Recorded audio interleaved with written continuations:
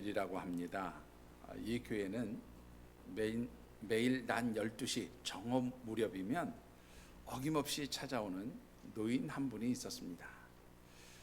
이 노인은 교회 예배당에 들어가서 한 2, 3분 있다가 바로 나와서는 다시 어디론가 사라지는 일을 매일 반복했어요. 몇 번 이 노인이 들어오시는 것을 목격했던 이 교회 담임 목사님, 도대체 그 노인이 어떤 분인지, 왜 무슨 사연이 있어서 매일 정오 무렵이면 교회에 왔다가 2, 3분 있다가 이렇게 돌아가시는지 궁금했습니다. 목사가 혹시 또 나서서 물어보면 부담스러울까 싶어서 이제 관리주사님께 부탁을 했어요. 매일 난 12시가 되면 그 노인 어른 한 분이 오셔서 예배당에 들어갔다 한 2, 3분 있다가 나오시는데 도대체 사연이 뭔지 어떤 분인지 좀 알아보라고 그렇게 부탁을 했습니다. 그러던 어느 날 이 관리 집사님이 교회 마당을 쓸고 있는데 마침 시간이 정오 무렵이었던지 이 노인이 예배당에서 나오는 것을 보게 되었어요. 그렇지 않아도 한번 만나야 되겠다 싶었는데 이렇게 만나게 된 이 관리 집사님이 묻습니다. 어르신, 그런데 어르신 무슨 일 때문에 매일 낮 12시 정오 무렵이 되면 교회 오셨다가 그렇게 가시는 겁니까? 그렇게 물었어요. 그랬더니 노인이 뭐라고 대답하는가 하면 나요? 나 기도하러 오지요. 그렇게 대답을 했습니다.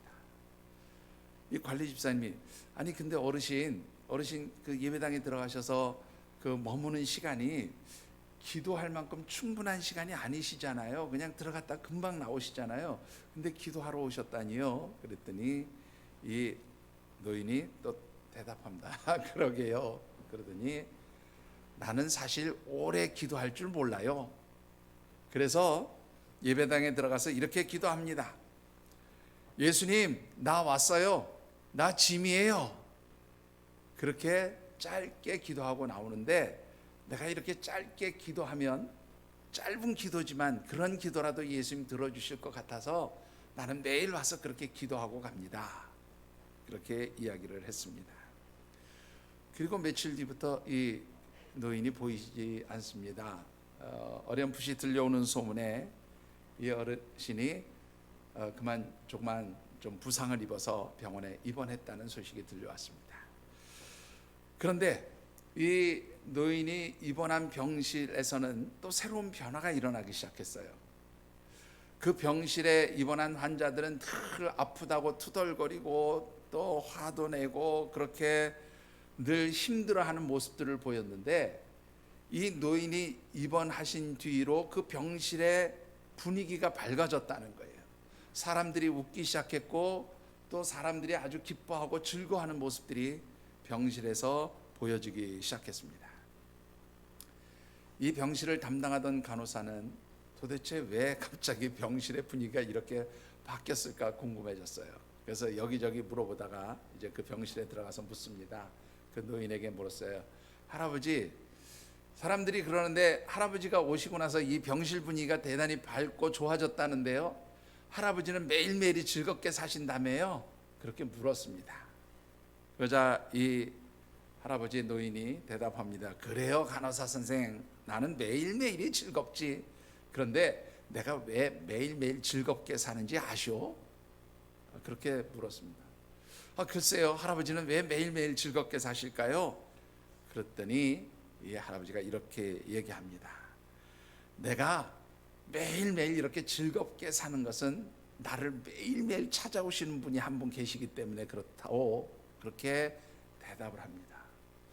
간호사 선생님이 아무리 생각해도 이해가 안 가는 거예요. 왜냐하면 이 할아버지가 병실에 입원한 뒤로부터 지금까지 어느 누구도 한 분도 찾아오신 분이 없었거든요.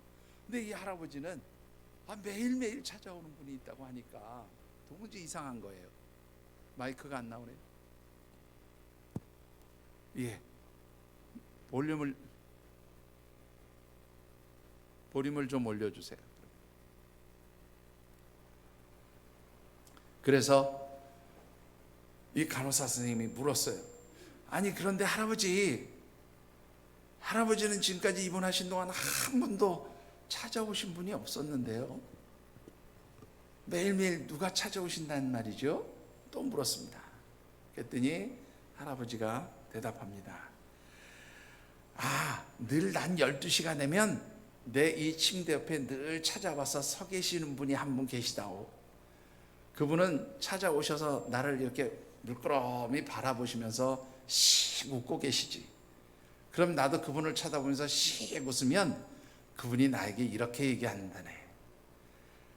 이보게 짐, 날쌔 나 예수네.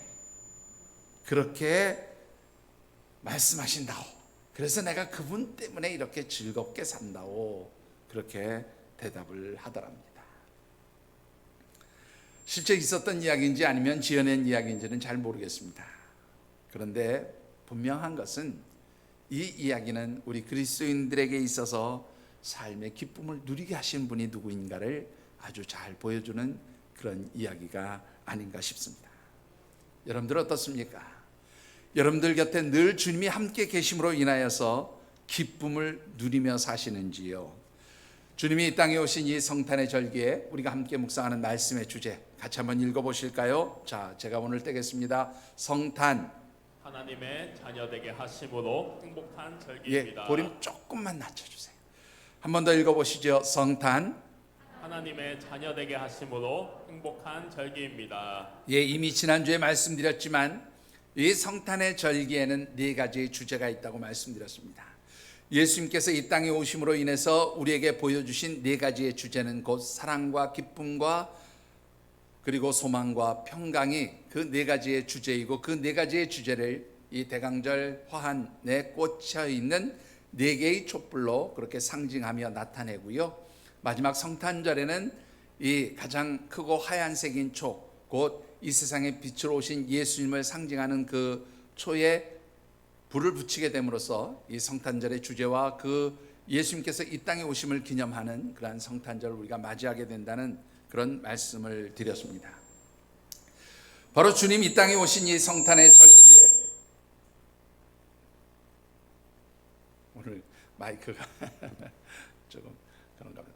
예수님께서 이 땅에 오신 이 성탄의 절기에 여러분들, 우리의 하나님의 백성, 하나님의 자녀들은 이 네 가지의 주제, 사랑과 기쁨과 그리고 소망과 평강이 어떻게 우리와 연결되어져서 우리가 이 성탄의 절기를 주님으로 인해서 기뻐할 수 있고, 또 주님으로 인해서 평안을 누리고, 또 주님으로 인해서 소망을 가지고 어떻게 그 주님의 사랑을 체험할 수 있는가를 우리가 함께 묵상하고 있습니다.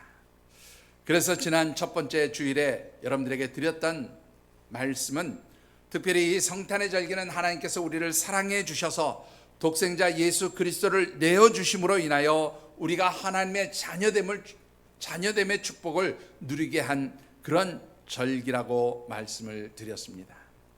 오늘 두 번째로 드리고 싶은 말씀은, 주님께서 이 땅에 오심을 기다리며 또한 다시 오실 주님을 기다리며 준비하고 살아가는 하나님의 사람들에게는 이 성탄의 절기가 세상에서 얻을 수 없는 기쁨을 누리게 되는 축복의 절기임을 말씀드리고 싶습니다. 오늘 우리에게 주신 하나님의 말씀은 특별히 예수님께서 십자가의 죽음을 앞두시고 마지막 제자들과 나누셨던 말씀 가운데 한 부분입니다. 특별히 주신 말씀을 묵상하는 가운데 이 땅에 오실 주님, 그 주님을 믿음의 눈으로 바라봄으로 인하여서 이 세상에서는 누릴 수 없는 하늘의 기쁨을 누리며 살아가시는 아름다운 축복의 사람들, 우리 하늘샘 가족들이 되어지시기를 주님의 이름으로 축원합니다. 자, 오늘 주신 말씀을 통해서 먼저 묵상해 보고 싶은 것은, 하나님의 백성, 하나님의 자녀로 그렇게 살아가고 있는 우리 모든 성도들이 이 성탄의 절기에 만일 기쁨이 없는 삶을 살아가고 있다면 그 이유가 무엇일까라는 것입니다. 하나님의 백성, 하나님의 자녀된 우리 성도들은 늘 기쁨의 삶을 살아야 합니다. 왜냐하면 예수님께서 이제 사도 바울을 통해서 주신 말씀에 항상 기뻐하라, 쉬지 말고 기도하라, 범사에 감사하라, 이는 그리스도 예수 안에서 너희를 향하신 하나님의 뜻이라, 그렇게 분명히 가르쳐 주셨거든요. 그러니까 우리의 삶은 항상 기쁨의 삶이 되어야 하는데 왜 우리가 기쁨을 잃고 살아가게 되어지는가 하는 것입니다. 그 이유는 우리의 눈이 특별히 주님을 볼 수 있는 영적의 눈이 닫히게 되면 우리의 삶의 기쁨이 사라진다는 말씀을 드리고 싶습니다. 오늘 우리에게 주신 말씀 가운데 먼저 17절의 말씀을 같이 한번 받들어 읽어보겠습니다.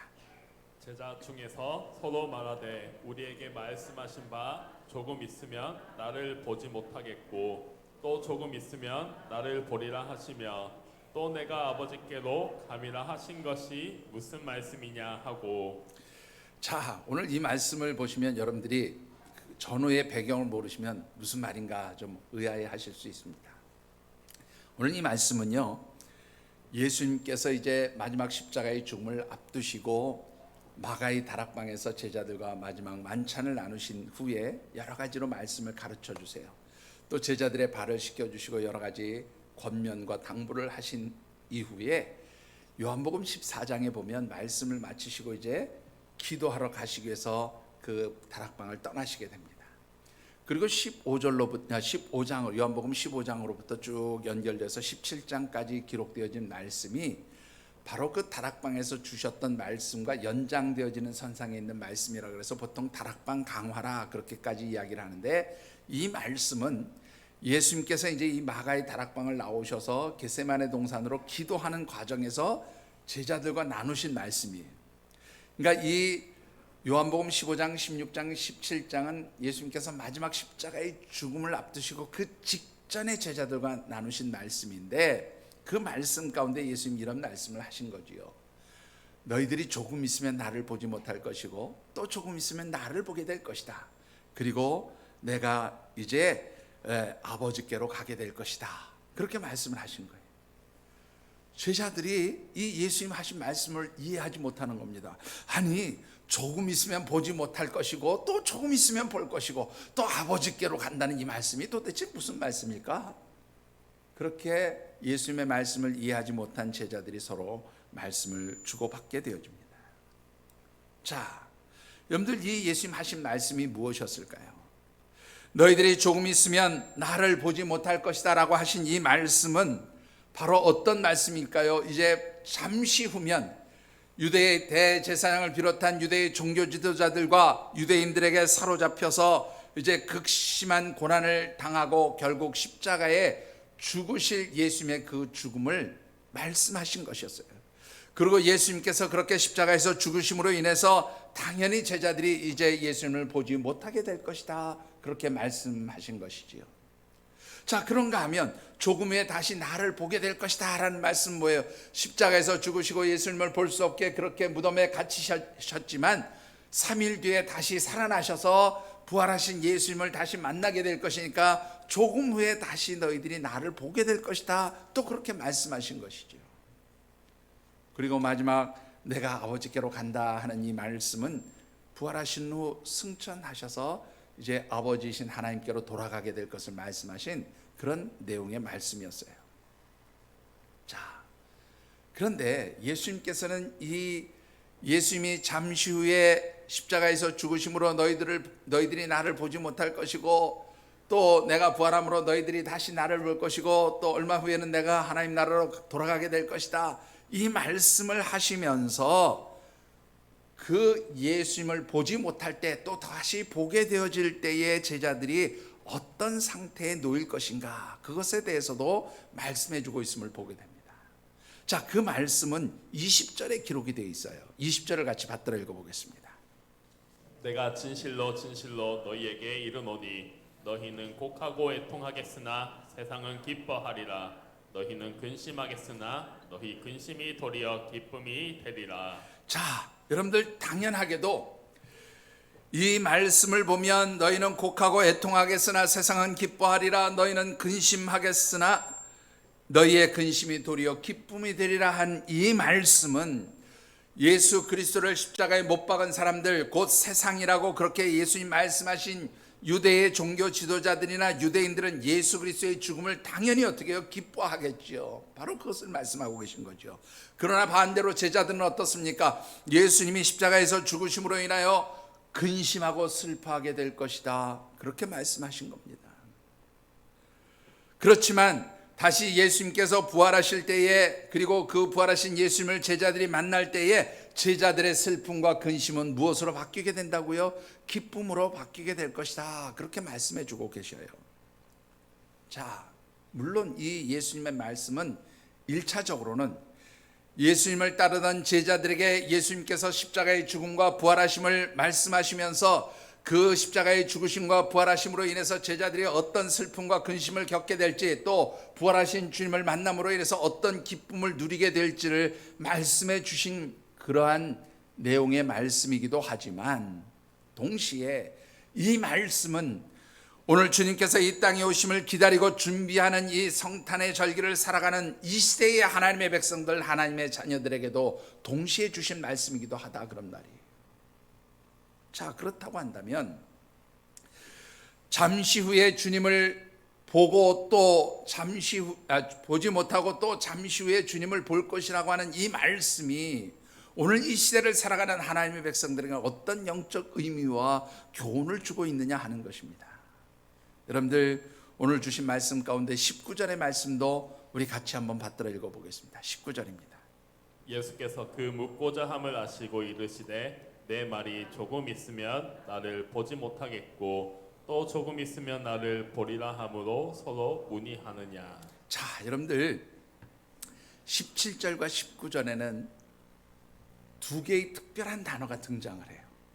자, 예수님께서 조금 있으면 너희가 나를 보지 못할 것이다 라고 하는 단어를 말씀을 하시는데, 그때도 보다라는 단어가 들어가요. 또 조금 있으면 너희들이 나를 보게 될 것이다 하는 말씀을 하시는데, 거기에도 보다라는 단어가 들어가요. 그리고 그것이 19절에서도 반복되고 있음을 보게 됩니다. 우리말로는 다 보다예요. 그런데 재미있는 것은 이 17절과 19절에 각각 쓰였던 그 보지 못할 것이다 라고 할 때 쓰인 이 보다라고 하는 단어하고 보게 될 것이다 라고 쓸 보다라는 단어가 헬라어 원문에서는 다르게 표현되어 있어요. 자, 어떤 차이가 있습니까? 먼저 보지 못하게 될 것이다 라고 할 때 쓴 보다라는 단어는요, 데오레이테라고 하는 단어를 써요. 데오레이테. 그리고 보게 될 것이다 라고 할 때 쓰인 보다라는 단어는 호라오라고 하는 단어를 씁니다. 사실 일반적으로는 이 네오레이테라고 하는 단어하고 호라오라는 단어가 의미상 거의 구분 없이 사용이 되어지거든요. 근데 참으로 재미있는 것은 예수님께서 이 말씀 가운데서 사용하실 때의 이 문맥에서 그 의미는 굉장히 다른 의미가 되어져서 우리에게 보여지는 것을 깨닫게 됩니다. 자, 어떻게 달라질까요, 여러분들?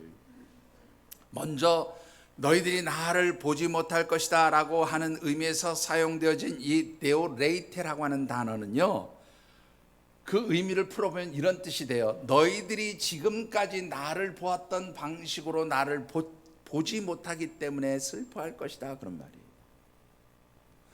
자, 그렇다면 지금까지 제자들이 예수님을 보았던 방식이 무엇입니까? 제자들이 예수님을 본 것은 육신의 눈으로 예수님을 보았고, 또 어떻게 해요? 그 육신의 몸을 가지신, 인간의 몸을 입고 이 땅에 오셔서 육신을 가지고 계셨던 그 예수님을 보았던 것이 지금까지 예수님을 보았던 방식인 거지요. 자, 좀 더 쉽게 설명을 드려볼까요? 여러분들, 사랑하는 가족과 우리가 함께 살다가 만약 이 가족 중에 한 사람을 하나님께서 먼저 천국으로 불러주셨다고 합시다. 그러면 우리는 지금까지 그 가족이 죽기 전에는 어떻게 해요? 육신의 눈을 가지고 그 가족이 육신을 지닌 그 몸을 같이 보면서 살게 되지요. 그런데 그 가족이 죽게 되면 더 이상 어떻게 해요? 우리 육신의 눈으로 그 육신의 몸을 볼 수가 없는 것을 의미하지요. 바로 오늘 예수님께서 너희들이 조금 있으면 나를 보지 못한다는 말은 바로 그런 뜻이에요. 그러니까 지금까지 너희들이 육신의 눈으로 내가 육신을 가진 이 몸을 보게 되었지만 이제는 보지 못하게 될 것이다, 그런 뜻으로 이 네오레이테라고 하는 단어를 쓰고 있는 겁니다. 자, 그렇다면 조금 후에 너희가 나를 보게 될 것이다 라고 그렇게 말씀하셨을 때 쓴 단어는 뭐라고요? 호라오라는 단어예요. 그런데 이 호라오라고 하는 단어는 뭐냐면, 지금까지 너희들이 나를 보았던 방식과 다르게 나를 볼 것이다, 그런 말이에요. 자, 그렇다면 지금까지는 예수님을 어떤 것으로 봤어요? 육신의 눈으로 보았죠. 육신의 눈으로 육신의 몸을 가지신 예수님을 보았지만 이제부터는 부활하신 예수님 이후부터는 너희들이 다른 방식으로 주님을 보게 될 것이다 라는 뜻이에요. 그런데 그 다른 방식이라는 것이 무엇일까요? 그것은 바로 육신의 눈이 아니라 영의 눈으로 너희들이 나를 보게 될 것이다, 그런 의미입니다. 호라오라는 단어가 여기에서는 어떤 눈으로? 영의 눈으로 너희들이 나를 보게 될 것이다, 그렇게 말씀하고 있는 거예요. 여러분들, 이 말씀을 이해하기 위해서 우리가 재미있는 예를 하나 들어보시지요. 누가복음 24장 15절로부터 17절까지의 말씀을 같이 한번 받들어 읽어보겠습니다. 그들이 서로 이야기하며 문의할 때에 예수께서 가까이 이르러 그들과 동행하시나 그들의 눈이 가리어져서 그인 줄 알아보지 못하거늘 예수께서 이르시되 너희가 길 가면서 서로 주고받고 하는 이야기가 무엇이냐 하시니 두 사람이 슬픈 빛을 띠고 머물러 서더라. 자, 여러분들, 이 말씀 어떤 내용의 말씀인지 잘 아시죠? 글로바와 다른 한 제자, 곧 엠마오 마을로 내려가던 두 제자가 이제 예수님이 십자가에서 죽으심 때문에 슬픔 가운데 빠져서 길을 향하고 있었어요. 엠마오로 향하고 있었어요. 근데 부활하신 예수님께서 이 엠마오 마을로 내려간 두 사람을 가까이 찾아와서 함께 동행해 주셨습니다. 그런데 이들이 예수님을 어떻게 해요? 알아보았어요? 못 알아봤어요? 알아보지 못했다라고 말씀하고 있어요. 그래서 어떻습니까? 이 부활하신 예수님을 알아보지 못함으로 인해서 이들은 어때요? 그들이 무엇 가운데 빠져 있어요? 슬픔 가운데 빠져 있었습니다. 슬픈 얼굴빛을 하고 있었다, 그렇게 기록하고 있습니다. 여러분들, 이들은 왜 주님을 보지 못했을까요? 분명히 주님께서 그들의 가까이 계셨는데, 그들과 동행하셨는데 그들은 주님의 얼굴을 알아보지 못했다라는 것입니다. 그래서 그들은 슬픔 가운데 있었다는 거예요. 이유가 무엇일까요? 그것은 바로 그들의 육신의 눈이 아닌 영의 눈이 닫혀 있었기 때문이었다라는 것이지요. 사랑하는 성도 여러분, 주님이 이 땅에 오신 이 성탄의 절기는 분명 우리에게 기쁨의 절기가 되어지는 줄 믿습니다. 우리를 영원한 죄와 사망 가운데서 건져주시기 위해서 하나님 독생자 예수 그리스도를 내어주시고 그 예수 그리스도를 통해서 우리가 영원한 생명을 덧입은 하나님의 백성, 하나님의 자녀가 되게 하신 분명 기쁨의 절기인 것이 맞지요. 그런데 이 기쁨의 절기에 항상 기뻐하며 살아가야 될 하나님의 백성 된 오늘 저와 여러분들이 만일 우리의 삶 가운데서 기쁨이 사라졌다면 그 이유가 무엇이라고 생각하십니까? 그것은 바로 오늘 나의 영의 눈이 닫혀 있기 때문이라는 사실을 잊지 않게 되기를 주의 이름으로 축원합니다. 영의 눈이 닫혀서 주님을 볼 수 없게 되면 기쁨이 사라지는 거예요. 여러분들의 삶에 기쁨이 있으십니까? 만일 오늘 내 삶의 자리에서 기쁨이 없다면 다시 한번 나의 영적 상태, 나의 영적인 눈이 닫혀져 있지 않은지를 다시 한번 점검해 보시는 이 성탄의 절기가 되어지시기를 주님의 이름으로 축원합니다. 만일 우리의 눈이 주님을 볼 수 없는, 우리의 영적인 눈이 주님을 볼 수 없는 그런 상태로 닫혀져 있다면 어떻게 해야 부활하시고 그렇게 승천하신 우리 주님 예수 그리스도를 볼 수 있는 영의 눈이 열려지게 되는 것입니까? 본문 23절과 24절의 말씀을 같이 받들어 읽어보겠습니다. 그날에는 너희가 아무것도 내게 묻지 아니하리라. 내가 진실로 진실로 너희에게 이르노니 너희가 무엇이든지 아버지께 구하는 것을 내 이름으로 주시리라. 지금까지는 너희가 내 이름으로 아무것도 구하지 아니하였으나 구하라. 그리하면 받으리니 너희 기쁨이 충만하리라. 여러분들, 이 문맥이 좀 이상하지 않으세요? 방금 전까지 예수님 뭐라고 말씀하십니까? 조금 있으면 너희가 나를 보지 못할 것이고 또 조금 있으면 나를 볼 것이고 내가 아버지께로 갈 것이다. 그리고 그 의미가 이제 예수님의 죽으심과 부활하심을 말씀하시는 것이고 또 그로 인해서 제자들이 기뻤다가 근심하고 또 슬퍼하다가 기뻐하게 될 것을 말씀하셨던 그 주님이 갑작스럽게 내 이름으로 너희들이 무엇이든지 구하라, 그렇게 말씀하고 있어요. 내 이름으로 무엇이든지 구하라는 이 말씀은 기도하라는 말씀이잖아요. 왜 예수님께서는 주님을 보는 것과 보지 못하는 것에 대해서 말씀하시다가 갑작스럽게 기도하라 그렇게 권면하고 계신 걸까요? 여러분, 이 말씀은요, 주님을 볼 수 있는 영의 눈이 열려지기 위해서 무엇이 필요하다는 것을 말씀하고 있는 거예요? 기도가 필요하다는 것을 말씀하고 있는 거예요. 여러분들, 조금 전에 말씀드렸던 엠마오 제자들의 이야기를 다시 한번 살펴보십시다. 누가복음 24장 30절과 31절의 말씀입니다. 그들과 함께 음식 잡수실 때에 떡을 가지사 축사하시고 떼어 그들에게 주시니 그들의 눈이 밝아져 그인 줄 알아보더니 예수는 그들에게 보이지 아니하시는지라. 자, 예수님께서 그들과 가까이 하시면서 동행하셨을 때 그들이 예수님 알아보지 못했어요. 그런데 어떤 장소에 이르러서 이제 음식을 나누며 떡을 떼시고 축사하시고 그 떡을 떼어 나눠 주실 때 그들의 눈이 어떻게 해요? 그들의 눈이 예수님을 알아보게 되었다라는 거예요. 그런데 여러분들 한번 잘 생각해 보시기 바랍니다. 여기서 예수님이 떡을 떼시고 축사하셨다는 말이 뭐예요? 이 축사하셨다는 말이 감사하며 기도하셨다는 말이에요. 예수님께서 이 엠마오 마을로 내려가던 두 사람을 위해서 감사하며 기도하실 때 그들의 뭐가 열렸어요? 영의 눈이 열렸고, 영의 눈이 열려졌을 때 그들이 예수님을 알아보게 되었다라고 그렇게 말씀하고 있죠.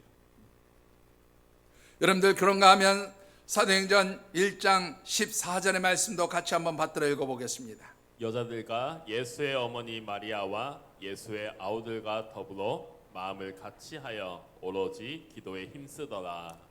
자, 예수님께서 부활하시고 승천하신 이후에도 제자들에게는 아직 무엇이 남아 있었어요? 그들에게는 두려움이 있었어요. 어찌 보면 근심이 있었던 것으로 보입니다. 그런데 그 두려움과 근심에 있었던 제자들과 그리고 120여 명의 성도들이 어떻게 합니까? 예루살렘에 있는 마가의 다락방에서 함께 모여 기도하는 일에 힘쓰게 되었을 때, 여러분, 어떤 역사가 일어나게 됩니까? 사도행전 2장에 보면 이제 보혜사 성령 하나님께서 그들 가운데 임재하시고 그들이 성령의 임재하심을 통해서 어떻게 해요? 나가서 예수 그리스도를 증거하는 사람들이 돼요. 두려움에 빠져서 숨어있고 주저하던 그들이 정말로 기쁨으로 나가서 예수 그리스도를 증거하고, 그분이 너희들이 십자가에 못 박아 죽인 예수 그리스도, 그분이 바로 하나님의 아들이셨고 그분이 바로 그리스도였다고 그렇게 증거하게 됩니다. 뿐만 아니라 그들의 삶에 어떤 것이 나타나게 됩니까? 사도행전 2장 46절의 말씀을 보면 이 초대교회 성도들 성령의 임재하심 가운데 예수 그리스도를 만나고 영의 눈이 열려진 이 성도들이 기쁨이 충만한 생활을 하게 되었던 것을 보게 됩니다. 사랑하는 성도 여러분, 여러분의 삶에서 기쁨이 사라지셨습니까? 그렇다면 내 영적인 눈이 닫혀졌음을 기억하시고 여러분들이 기도할 수 있게 되기를 주의 이름으로 축원합니다. 기도할 때 영의 눈이 열려지고, 영의 눈을 열 때 주님을 볼 수 있고, 주님을 볼 때에 기쁨이 회복되어지는 줄 믿습니다. 자, 그렇다면 왜 기도를 해야 주님을 만나게 되는 걸까요? 왜 기도를 해야 영의 눈이 열리고 주님을 만날 수 있게 되느냐 하는 것인데요, 여러분들 요한복음 15장 7절의 말씀을 같이 받들어 읽어보겠습니다. 요한복음 15장 7절입니다. 너희가 내 안에 거하고 내 말이 너희 안에 거하면 무엇이든지 원하는 대로 구하라. 그리하면 이루리라. 여러분들, 조금 전에 제가 말씀드렸잖아요. 이 15장으로부터 17장까지는 예수님께서 마가의 다락방을 떠나서 겟세마네 동산으로 올라가시는 도중에 제자들과 주고받은 말씀이다, 그렇게 말씀드렸죠. 근데 참 재미있는 것은 15장입니다. 거기에 보면 지금 읽은 7절의 말씀에 이렇게 말씀하고 있어요. 너희가 내 안에 거하고 내 말이 너희 안에 거하면 무엇이든지 원하는 대로 구하라. 그리하면 이루리라. 무엇이든지 구하라, 원하는 대로 구하라, 그리하면 이루리라 라고 하는 그 전제 조건이 뭐예요? 너희가 내 안에 거하고 내 말이 너희 안에 거하면, 이렇게 말씀하죠. 방금 전에 하신 말씀이에요. 그런데 이 방금 전에 하신 말씀을 16장에서는 뭐라고 표현합니까? 너희들이 내 이름으로 무엇이든지 구하면, 그것을 하나님께서 이루어 주실 것이다. 그대로 될 것이다 라고 말씀합니다. 그러면 결국 내용은 같은 내용이에요. 단지 뭐가 달라요? 너희가 내 안에 거하고 내 말이 너희 안에 거하면, 그리고 내 이름으로 구하면, 요 차이뿐이지 그 말씀의 내용은 같은 거예요. 그러면 다시 15장 7절로 넘어가셔서, 여러분들 왜 예수님께서 너희가 내 안에 거하고 내 말이 너희 안에 거하면 너희들의 기도가 응답받게 될 것이다 라고 말씀하고 있을까요? 여러분들 잘 생각해 보시죠.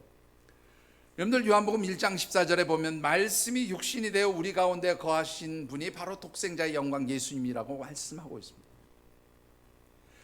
말씀으로 우리 가운데 임재하신 분, 그분이 바로 예수 그리스도세요. 그러니까 우리 가운데 말씀, 주의 말씀이 거한다는 것은 곧 누가 임재하신 것을 의미해요? 우리 주님께서 임재해 계신 것을 의미해요. 그리고 우리가 그 주님의 말씀 안에 거한다는 것은, 주님 안에 거한다는 것은 그 말씀대로 행하며 살아가는 것을 의미합니다. 즉 우리가 말씀을 붙들고 묵상하면서 그 말씀대로 행하게 될 때 주님은 우리 가운데 어떻게 해요? 임재하시는 거지요. 그리고 그 우리 가운데 임재하신 주님을 정말로 말씀 안에서 만나고 그 주님께 말씀을 붙들고 기도할 때에 바로 너희들이 구하는 모든 것이 이루어지게 될 것이다 라고 그렇게 주님 말씀하고 있는 거예요. 그러면 여러분, 우리가 주님을 어떻게 만나게 됩니까? 말씀 안에서 우리 가운데 임재하신 예수 그리스도를 만나게 되어지고, 그 만난 예수 그리스도를 붙들고 말씀 안에서 부르짖고 간구하며 기도할 때에 바로 우리의 부르짖고 간구하는 기도의 제목들이 응답되어진다고 하는 이 말은 곧 어떻게 해요? 우리의 삶에서 영의 눈이 열려지기 위해서는 기도하는 것과 함께 한 가지 더 병행해야 될 것이 있음을 가르쳐주고 있어요. 그것이 무엇입니까? 바로 말씀을 읽고 묵상하는 거예요.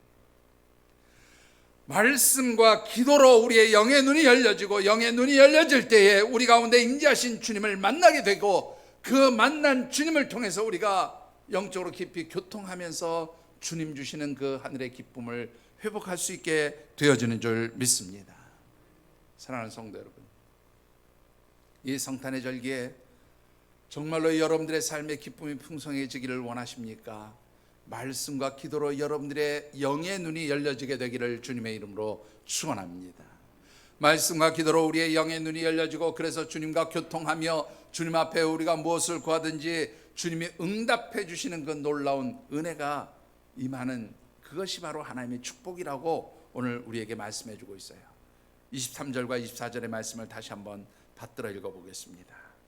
그날에는 너희가 아무것도 내게 묻지 아니하리라. 내가 진실로 진실로 너희에게 이르노니 너희가 무엇이든지 아버지께 구하는 것을 내 이름으로 주시리라. 지금까지는 너희가 내 이름으로 아무것도 구하지 아니하였으나 구하라, 그리하면 받으리니 너희 기쁨이 충만하리라. 아멘. 여러분들 어떻습니까? 주님을 바라보며 말씀 안에서 주님과 대면하고 주님께 무엇이든지 기도할 수 있는 사람은 구하는 대로 어떻게 해요? 이루어 주시는 축복이 있다고 말씀합니다. 여러분들 이 성탄의 절기에 여러분들의 영의 눈이 열려지시고 주님을, 말씀 가운데 임재하신 주님을 바라보면서 기도할 때에 기도하는 모든 부르짖음과 간구들이 응답되어지기를 주님의 이름으로 축원합니다. 뿐만 아니라 두 번째로 주시는 축복이 또 있어요. 뭐라고 말씀하십니까? 여러분들 24절에 보면 이렇게 말씀합니다. 지금까지는 너희가 내 이름으로 아무것도 구하지 아니하였으나 구하라, 그리하면 받으리니 너희 기쁨이 충만하리라. 기도할 때 응답받고 응답받는 그것으로 인해서 너희들의 기쁨이 충만할 것이다. 이 충만하다는 말은요, 흘러넘친다는 말이에요. 찰랑찰랑하는 정도가 아니라 흘러넘친다는, 기쁨이 흘러넘치게 될 것이다.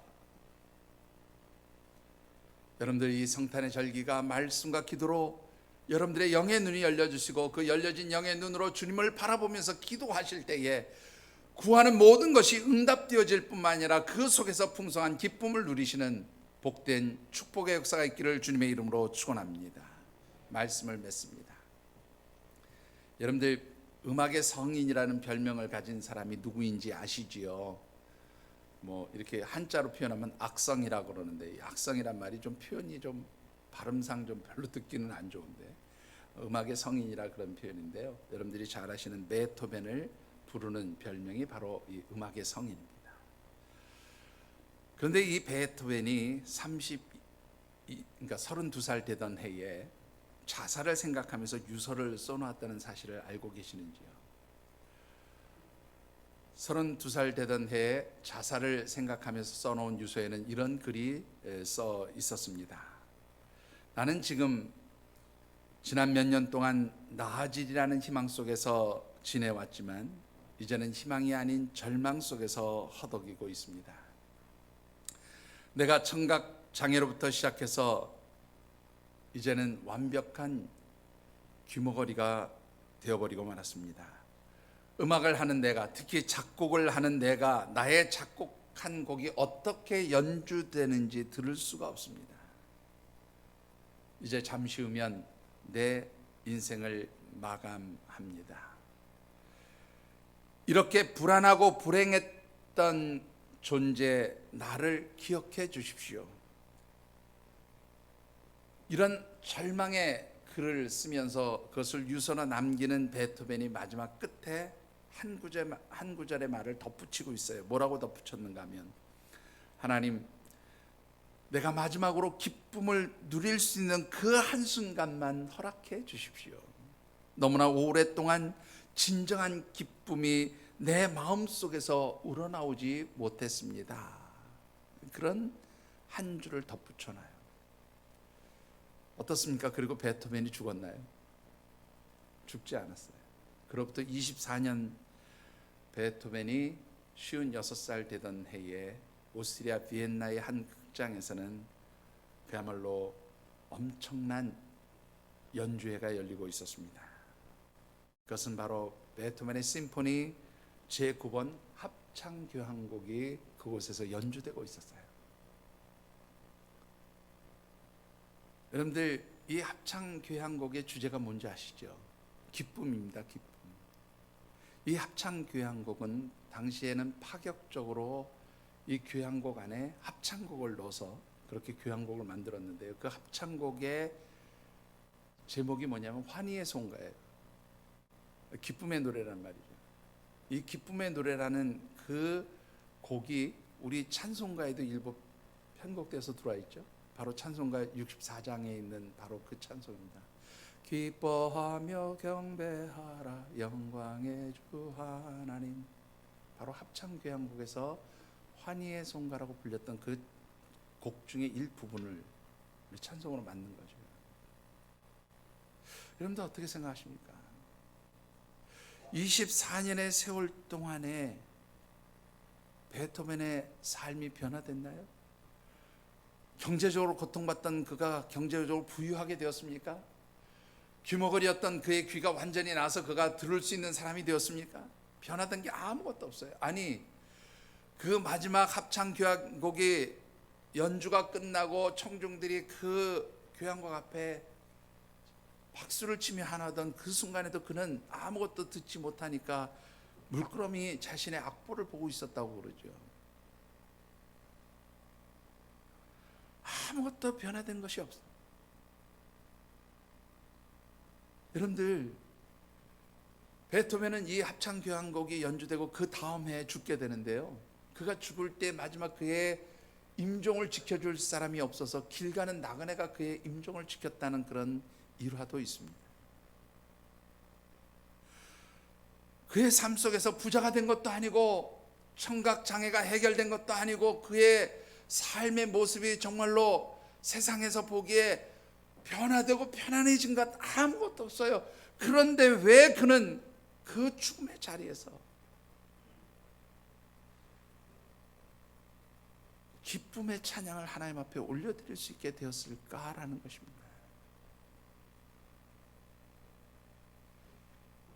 그것은 바로 주님을 만났기 때문입니다.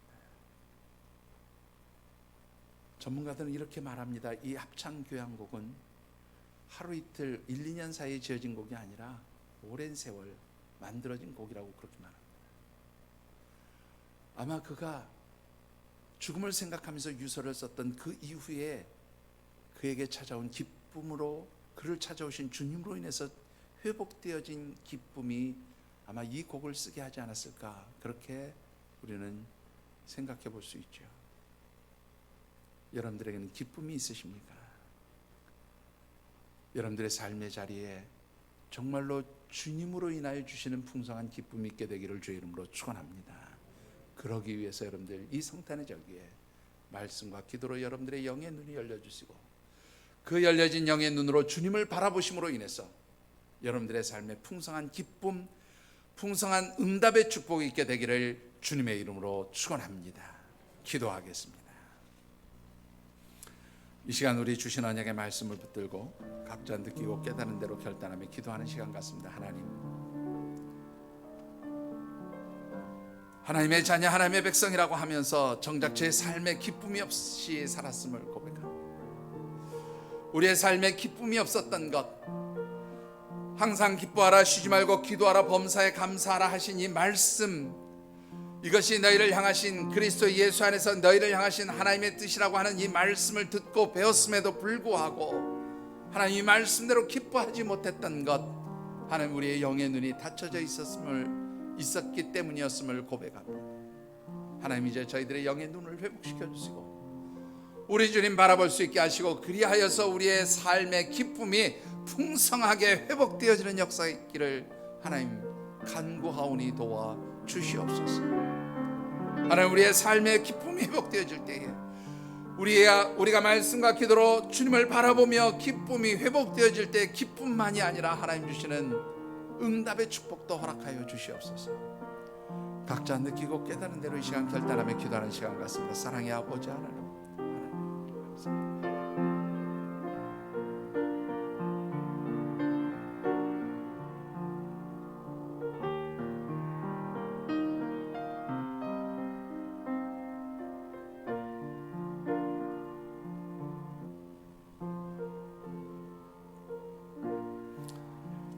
하나님 은혜를 감사드립니다. 참으로 하나님 백성, 하나님의 자녀라고 말하면서도 정작 저희들의 삶에서 기쁨이 사라졌음을 고백합니다. 그러나 주님 이 땅에 오신 이 성탄의 절기에 다시 한번 주님의 말씀을 통해서 저희들이 영의 눈을 열 수 있는 지혜를 주시고, 말씀과 기도로 저희들이 주님을 바라보면서 우리의 영의 눈이 열려질 때 얼마나 큰 하나님의 축복이 임하는가를 깨닫게 하시니 감사와 찬양을 올려드립니다.